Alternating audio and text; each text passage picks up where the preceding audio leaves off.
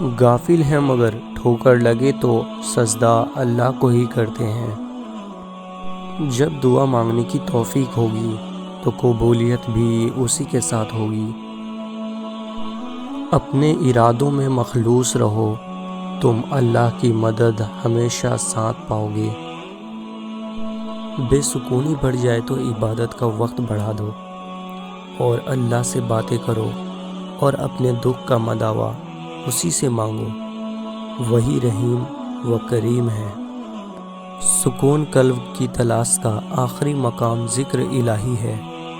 ہزار تکلیفیں ہیں مگر سکون دینے والا رب کریم ہے، اور خدا واقف ہے میری نیت سے، میں نے کبھی کسی کا برا نہیں چاہا۔ وہ آزماتا بھی ہے اور نوازتا بھی ہے، اس کا ہر انداز خوبصورت ہے، کیونکہ وہ رحمان ہے، رحیم ہے۔ اور انسان ہر رشتے کے بغیر رہ سکتا ہے مگر اللہ پاک کے بغیر نہیں رہ سکتا۔ پھر یوں ہوا کہ ماں نے مجھے چوم کر کہا، قسمت خدا کے ہاتھ میں ہے، تو غم زدہ نہ ہو۔ جب انسان اپنے رب پر اس قدر بھروسہ کر لیتا ہے کہ اس کے علاوہ کوئی بھی اس کی ضرورت پوری کرنے والا نہیں، تو اللہ بھی اپنے بندے کو مایوس نہیں لوٹاتا۔ اس رنگ برنگ دنیا میں خود کو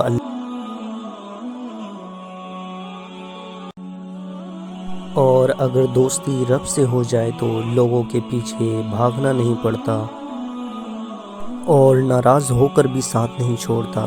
اللہ پاک کی ناراضگی بھی کتنی پیاری ہے۔ اللہ جو کرتا ہے اچھے کے لیے کرتا ہے، تم نہیں جانتے مگر وہ خوب جانتا ہے۔ ہر عبادت کا پتہ نہیں ہوتا کہ وہ قبول ہے یا نہیں، مگر درود شریف ایسی عبادت ہے جو ادا ہوتے ہی قبول ہو جاتی ہے۔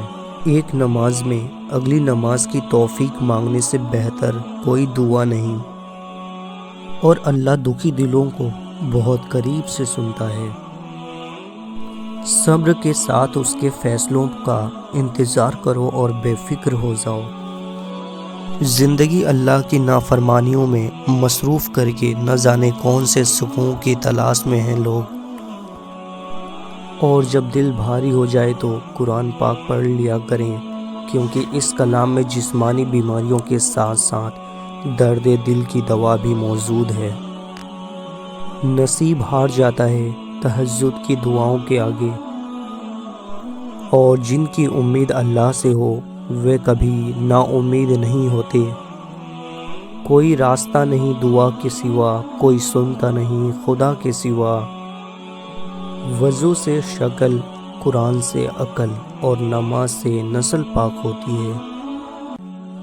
آپ عشق کی بات کرتے ہو، عشق تو وہ ہے جو فجر سے شروع ہو کر عشاء پر ختم ہو۔ اور حضرت علی نے فرمایا، کسی کے منہ پر بے عزتی کرنا اسے قتل کر دینے کے برابر ہے۔ نماز بوجھ نہیں بلکہ تمہارے بوجھ کو ہلکا کرنے کا ذریعہ ہے۔ تم کیوں گھبراتے ہو مقدر کے فیصلوں پر؟ کیا تم نہیں جانتے تمہارا رب غفور الرحیم ہے؟